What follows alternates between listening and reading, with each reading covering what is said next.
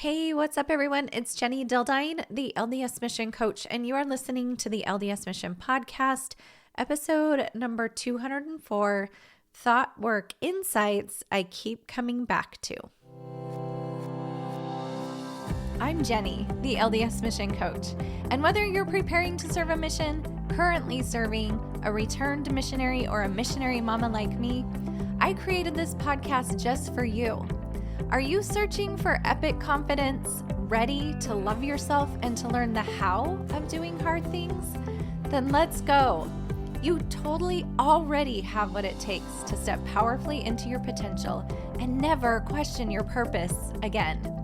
It's time to embrace yourself, embrace your mission, embrace your life, and embrace what's next. Hey everybody, welcome to the podcast. I just hit record and right before this, I sneezed like 8 times.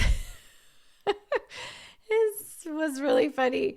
It reminds me so much of my grandpa Swenson. Swenson's my maiden name.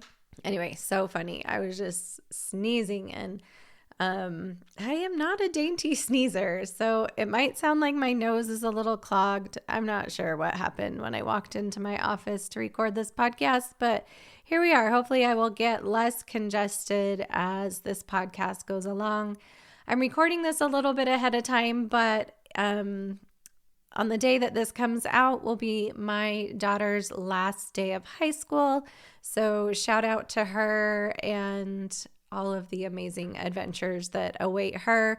And also shout out to all of you that are graduating from high school and going on other adventures, whether work or school or gap year or mission or whatever it is you're doing. It's just such an exciting time. Perhaps you're stressed, but I hope you also can just really take a moment to be proud of yourself for graduating. That's a huge accomplishment. And then also just live it up. Like, enjoy this time. You'll look back and think, wow, that went so fast. It does go fast. So congratulations on graduating. My daughter's is coming up next week. So today I wanted to just talk a little bit about some things that keep coming up on sessions with both preparing missionaries, currently serving missionaries, and returned missionaries. And, you know, on here, I do talk a lot about emotions. We talk a lot about our thoughts. We talk a lot about, you know, the things that we're doing and not doing when we're feeling these feelings. But today I was just kind of feeling a little bit of a pull to share a couple experiences with you. And some of these experiences were actually quite a while ago, but they've kind of just been bouncing around in my mind for a while. And so I was like, well, let's just record a podcast about thoughts and thought work.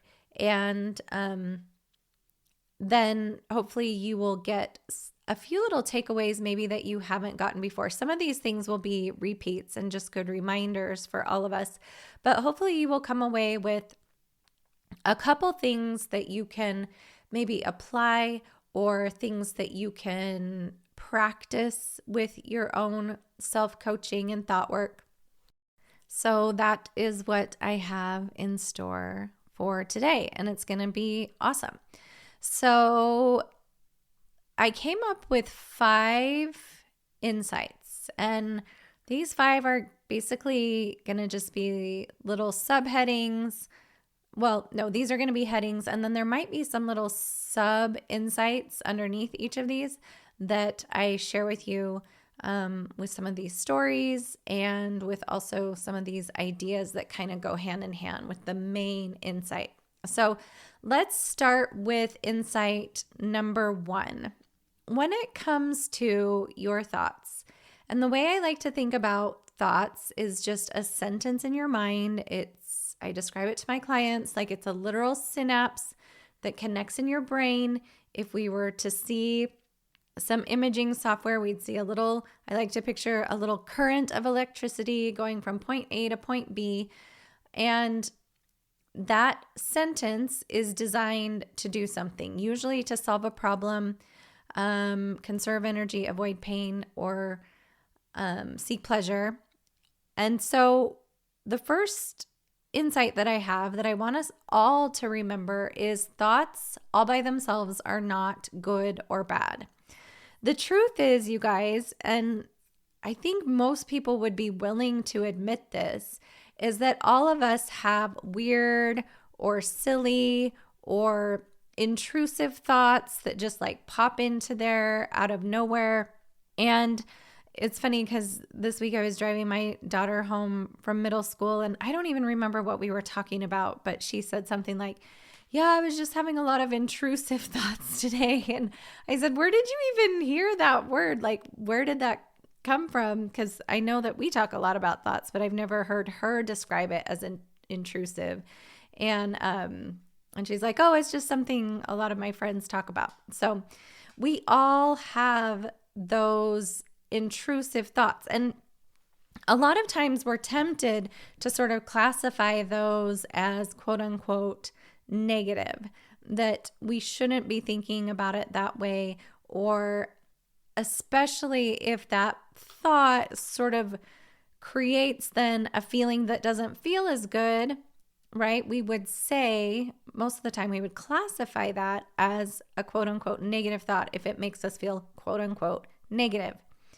But I actually think it is really, really useful. In fact, maybe one of the most useful things that I teach as a resource is when you can genuinely see your thoughts and the things that you're thinking and those intrusive thoughts as completely neutral. Like, it really is just your lower brain trying to protect you, keep you safe, keep you alive, and it's all fine. So recently I was talking to some ladies, and they were talking about this experience, and maybe you've had this in your Relief Society, or maybe in your Young Women's or whatever, or in a different setting where they would show a picture of your younger self, and then you would write a letter to your younger self. And actually, I've been known to do this with clients on a session. I was talking to one returned missionary, and we talked about her on her mission and what she would say to that girl on her mission now that she was home. And so I think this is a super useful tactic, and it can give you a lot of insights and create a lot of compassion for yourself. So it can create self-compassion and self-love. But then these ladies I was talking to said, and then you compare that to what you say to yourself every day, which again is often, you guys, what we would classify as negative. So what I think is so fascinating about this concept is, yes, this can be useful to generate some compassion and understanding and some self-love for that version of you that existed in your past. And it's not helpful to compare that then to this toddler or primitive brain that lives in the future or lives in the present and is trying to constantly protect you, and is really, its default setting is negativity. That's actually what it's designed to do. So what we end up doing is we end up being negative about our negativity. Okay. And interestingly, I've been talking to clients a lot about this lately, is what we should shoot for actually is, if we want to classify things as positive and negative, I think it can be useful at times to think about it that way, just because everyone knows what I'm talking about, even though genuinely I don't feel like that is true, like one is good or one is bad. But just for understanding's sake, rather than having negative thoughts about our negative thoughts or our weird or intrusive thoughts, the best thing you can do is have positive thoughts about your negative thoughts. Okay, so you can look at that, and the same thoughts that you had about past you, let's have that for present you as well. Like have compassion and understanding and love and appreciation for this human person that's on a mission or post mission, just doing the best that they can and figuring things out. So I'm all for that exercise, but then let's not like compare it to ourselves now, where of course we probably thought some of those thoughts then, especially if we were like teenage years. But we don't focus on that. We're like, oh, and we shouldn't think that now. Well, sometimes we do. And here's the truth is that we can't always control our thoughts either. Is this lower primitive human brain is sometimes just going to come online. And one of the ways I describe it with my clients is like it just starts heading down a railroad track super fast. That train just starts barreling down. And we want our brains to be able to do this in a quick fashion. Like if we were, if something dangerous was happening, if there was a child walking into the street, we'd want our brains to be able to do this and work quickly and be like, that is dangerous. We've got to get to that child. And so we want our brains to be able to do this. And it's okay that we can't and that we shouldn't always think of it like I have to control my thoughts. So I've done a whole episode about this, but this idea that let's talk more about how we can have power, agency, and influence over our thoughts. That when we're done thinking something, we do have the power, agency, and influence to think something else. Or if we don't necessarily love a thought that pops into our brain, like my companion's driving me crazy, totally fine that your brain goes there. Honestly, that's okay. And when you're ready to think something else and you see that, that's maybe not the kind of person I want to be, you do have the power, agency, and influence to change that thought into one that's more useful. That's actually what I tend to think of, is what thoughts are useful, not necessarily what thoughts are good, quote unquote, or bad. And you'll know if it's useful because of how you feel and what kind of action it drives you to take. Okay? So again, insight number 1, thoughts, not good or bad. They're just neutral. Okay? Insight number 2, sometimes we have a thought that we've adopted and that we've believed for a long time, maybe about ourselves, let's say, or about someone that we care about. And at one point, that thought might feel really true and necessary. And I'm going to give you an example in just a second, so stick with me. But at one point, that thought might be true and necessary and useful, but for some thoughts, they don't necessarily apply forever. So maybe you have thoughts about your purpose on the mission, right? Of bringing people to Christ. And we think about it in this certain way and what your role is.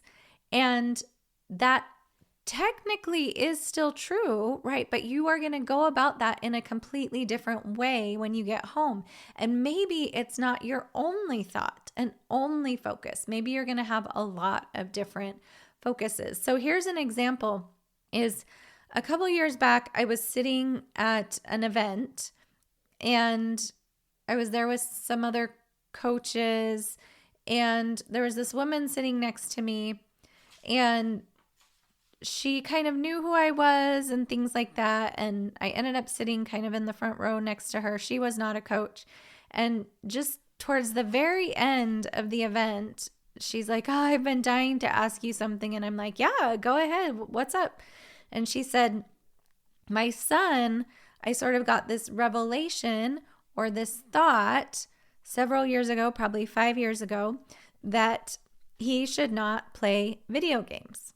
And so she said, but it's so hard now because he's a little older and he's a teenager. And it turns out that this kid has special needs. And that was kind of one of his obsessions. And that he was really interested in like coding and things like that. And she said, I'm really conflicted because I really did feel like that was revelation, that it was a thought that Heavenly Father had given me, or the Holy Ghost had given me, that was true, and that I have kind of continued to believe and think for a really long time.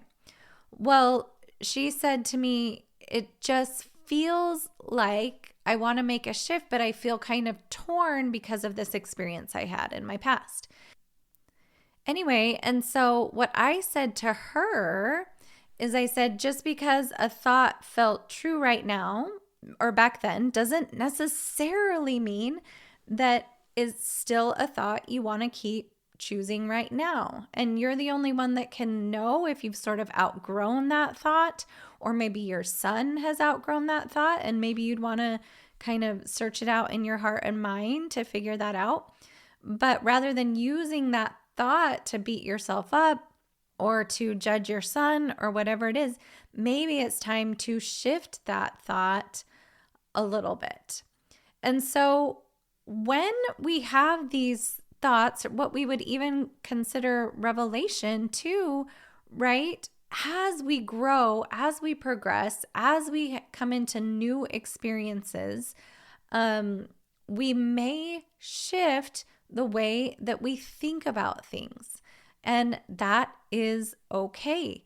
That a thought that once helped you may not always be a good fit. Let me give you another example. So early on, when I started my business, 5 years ago, I think I'm at now, one of the really useful thoughts for me was, this is going to be fun. And I really love that thought. It was motivating to me. It created the feeling of motivation. And eventually, as I went on and went on and went on and started seeing clients and, started kind of doing some other things in my business and stretching myself a little bit, that thought actually just didn't work anymore for me. I'd kind of outgrown that thought.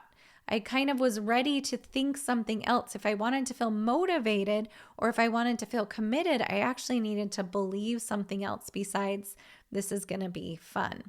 And so it's just this idea that insight number 2 is, thoughts that once helped may not always fit in the future. And that's okay. Think about how much we change on a day-to-day basis, how much we grow and evolve and all of that. And sometimes these thoughts actually just become more compassionate and more understanding, and we can create a completely different feeling. Whereas a thought that might make us feel super committed, maybe on the mission or something, and super motivated, maybe we go through a stage where that's not what is necessary. Maybe we need more compassion. Maybe we need to slow down. Maybe we need to get better at listening and something like that. And so that is all good, okay? So insight number 3, just because we can change our thoughts about something doesn't mean we should. And I've seen this popping up quite a bit. And when we understand thought work and that we have the ability and the agency and the power and the influence to change the way we think about something, we kind of get into this space where we believe, okay, well then, first of all, we believe there's good and bad thoughts, which we already talked about in insight number 1, that that's not actually true.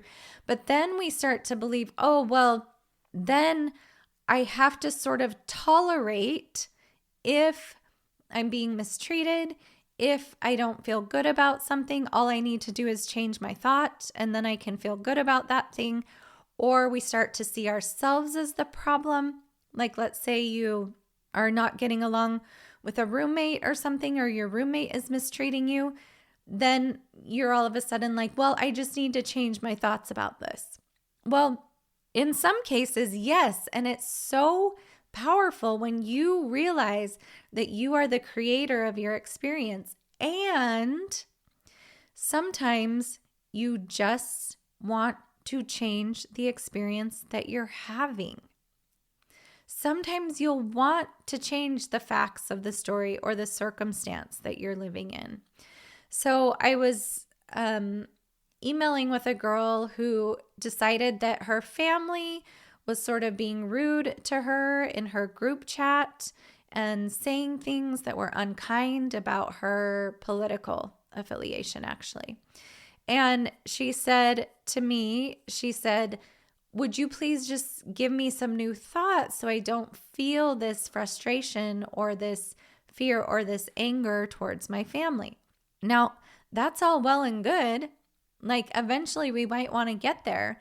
But what it was doing for this girl is it was putting her in this stress response all the time. And P.S., this girl was actually like trying to have her first child and like wanting to do infertility treatments. And she's like, I just can't deal with the stress of being in this family group chat and being bombarded all the time. Well, I think in an ideal world, we'd all be evolved enough, right? Where we could like just let people be who they are and let people say who they are. But also, we can also be impacted, influenced, right, by other people and their decisions and their choices.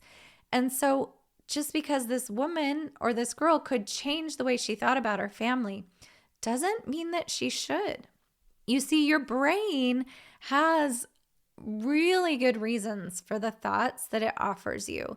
Like we've shared in other extreme examples. Like if you were in a dangerous situation, your brain would come online and would be like, get that girl out of the road, that young girl, right? And so your brain is trying to do right by you and protect you from potential threats and harm, right? And we've talked about before where this lower part of your brain can't differentiate between a potential physical threat and a potential emotional threat. So in this case, this girl's brain was like, your family is, creating a lot of stress for you, all of that. And so in some cases, right, you can just step away from the group chat. And she did it again. Like I would never recommend like just write your family off, right? But this particular person was doing it with so much awareness. She knew that she was the creator of her experience. She knew that it was possible to change her thoughts and feelings. And yet it just didn't seem like she was quite ready. And maybe you can relate to this. I've had experiences lately where I feel angry towards someone. And I know full well, in fact, one of my sons called me out on it. When we were together a couple weekends ago, he was like, well, Mom, can't you just like change your thoughts so you feel differently about this? And I was like, yeah, I know that I can. This awareness, I totally understand that I can, and it doesn't feel like I'm ready. And that can be true for you. You sometimes are going to want to change the circumstance or the facts of the story. And maybe you want to move into a different apartment. Maybe you want to, dump the guy you're dating, right? Or whatever it is. Just because you can change your thoughts about the guy you're dating, if something feels off, if it's a pattern that you see over and over about what he's doing that might be mistreating you, go ahead and change the circumstance. It's totally fine. Or set a boundary. Another example might be, let's say you're on Instagram and all you do is see this one person on Instagram and compare yourself to him or her. And you're just like, every time you see that pop up, you just go into this shame spiral or a self-hate spiral. Can we totally change our thoughts about that person, create more compassion, more understanding, more kindness or whatever for that person? Totally, we can. But what we could also do is just unfollow them for now until you feel ready to go there and to be sort of engaged with that sort of stimulus that comes in, right? And you're ready to be more empowered with your thinking, be more empowered with your agency and your own influence on the experience that you are creating. So sometimes we have to even set a boundary, right? And I'm not talking about like you let that person know, like, listen, the way you're showing up on Instagram is not okay. And so I'm going to set a boundary and I'm going to unfollow you. You actually end up setting a boundary for yourself, which is like, my boundary is I'm not going to go there on this family group chat. I'm not going to talk about politics. Or if people start talking about politics, I'm going to put my phone on do not disturb and then come back the next day. Or I'm not going to engage with that person's account or even allow myself to go to that person's account. So those boundaries you can just set for yourself, okay, if you need to, instead of trying to like finagle or gymnastics your thoughts. You don't have to do that. Sometimes you can just change the circumstance.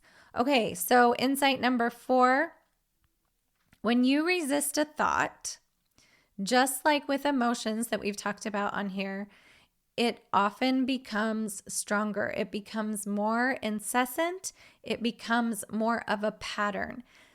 This is the example I like to use, and it's one you've probably heard before, but when I tell you don't think about a pink elephant, what you actually probably just thought of was a pink elephant. And the more we think, I can't think about a pink elephant, the more we think about that pink elephant, okay? And so what's interesting about your brain, remember, it is trying to protect you, keep you safe. It is going to continue to offer these thoughts that it feels are important, that it feels are protective, right? Even if it means it's showing you something negative, it's going to keep offering you that until you pay attention. So think about it like someone trying to give you a message, someone trying to help you understand, someone trying to warn you about your future. And if we say to that person, like, I don't want to talk to you, I don't want to hear it, get away from me, right? That person is just going to become more incessant and more repetitive. Like, no, listen, you need to hear this. Let me tell you something. And especially when we consider that some of these lower brain thoughts actually come from like a younger version of us, something we've been thinking, maybe a thinking pattern that we've had for a long time, or something that's new that we've never done before that our brain is worried about. If you think about kind of like that toddler brain, it totally makes sense. Like when you think about a toddler and their mom is trying to talk to a friend and that toddler has something to say, it's going to yank on the mom's shirt until mom says, hey, what do you need? Okay. So when you notice these thoughts, it is just such a game changer to learn how to be the observer of these thoughts rather than the resistor of them. Okay. And we don't make any judgments like we talked about in insight number 1 about whether it's good or bad, but we just observe it with love and compassion and be like, oh my gosh, so funny, brain, that you think that, right? So interesting that you're going there right now. But what we focus on, right, just with the pink elephant, what we focus on will grow and become intensified and bigger than it is just all on its own.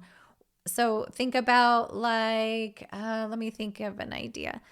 How about like we're going into church and there's a certain person that's usually kind of judgy of us, or maybe a certain missionary that you come in contact with, and you notice your brain be like, oh, be careful of them, they're so judgy or whatever. Then we notice that thought, and rather than being like, oh, I can't think that, I shouldn't be thinking that, I don't want to think that, we're just like, oh yeah, of course, makes sense that my brain's going there because I have this, because of what happened last time I was with that person, right? So it's okay. This is where I talk about a lot on the podcast, becoming the compassionate observer of your thought, also being the scientist of your thought, where we're just taking in the information, where you just notice what it is you are thinking and become the observer of it. Okay. And then insight number 5, and this is something I've been really kind of thinking about a lot lately, or mulling over a lot lately, is not everything can be solved with thought work or thinking. So even I was thinking about the scripture in Doctrine and Covenants where it says that I will tell you, when it's talking about the spirit of revelation, it says, I will tell you in your mind and in your heart. And even in that primary song that I like to bring up so many times on here from the children's songbook, My Heavenly Father Loves Me. In verse 2, it says, He gave me my life, my mind, and my heart. So there is something important, not just about us thinking things through. There is something, I believe, right, that's important about us feeling things through and having a physical, visceral experience. Okay, so we can think things out, and in our society it's tricky because we very much value knowledge, right? This like intellectual thinking. I know this because I've just been to all sorts of graduations, and I'm going to another one next week, and we like really recognize the top of the class who was really good with intellectual knowledge, right? And we put a lot of stock in getting degrees and things like that. But what the scripture says, I will tell you in your mind and heart, tells me, yeah, that intellectual stuff is cool. And, we learn in the scriptures and from Revelation that we'll be able to take all of that intellectual knowledge with us. But what about that like gut level inspiration, revelation, maybe even what we would call the spirit, where we actually feel something? Okay. I was talking to my daughter-in-law this week actually, and she graduated. I think I talked about her a couple weeks ago on the podcast, but she recently graduated with her bachelor's degree, and she was like, I'm kind of trying to figure out what's next, if I want to get a master's degree or what I want to do. And I told her, because she was telling me, it's like going to be this much money and it's going to take me this long. And it was all these logical thoughts, right? And pros and cons about what the degree would look like and how far away it was to travel and all of that. And I'm all for that. Like, do your research, search it out in your mind. But what I told her that I've been kind of playing with is that sometimes, what if we just decided to feel our way through something? What if we decided that we kind of searched our hearts, and if that decision kind of lights us up and we feel happy and content and excited, then maybe that's the right direction. Or also, as you know, I talk about on here a lot that sometimes we're going to feel a little bit of fear with something that's possible because it's like, oh man, I don't know if I can do that. That feels intimidating. So just this idea that sometimes it's a good idea not to just solve something with thinking. And sometimes we would even call this like talk therapy, where we just think things through. Sometimes what's going to be required is a felt sense. We're going to have to feel all the way through an experience. We're going to have to feel our way through an experience, or even making decisions. One experience just came to mind to me is a client I've been working with, and she came home earlier than she was planning for her mission. And, we've talked through a lot of things logically, which I think is super useful. But I actually just wrapped up with her, and, we kind of were able to feel through some things too. And I said, and there's probably going to be more for you to feel here. And I said, that is going to be hugely beneficial for you to allow your body to feel all the way through these experiences. And she'll have more experiences that are going to pop up. And she was telling me how a guy that she was kind of dating before the mission is going to come home. And we could make a list of pros and cons and think through that intellectually. But sometimes, in fact, I dare say a big chunk of revelation is what we actually feel, and getting that gut level or that revelation or the Spirit in making these decisions and trusting ourselves that we do know. And the other kind of analogy is, and not an intellectual knowing, right? But a body sense, like, yeah, that just feels really good to me. Like that feels like the direction I want to go. And I think that as a society, we're going to eventually come back to that more and more, like kind of our ancestors did, right? Where you had to have this felt sense of whether something was good for you or not good for you.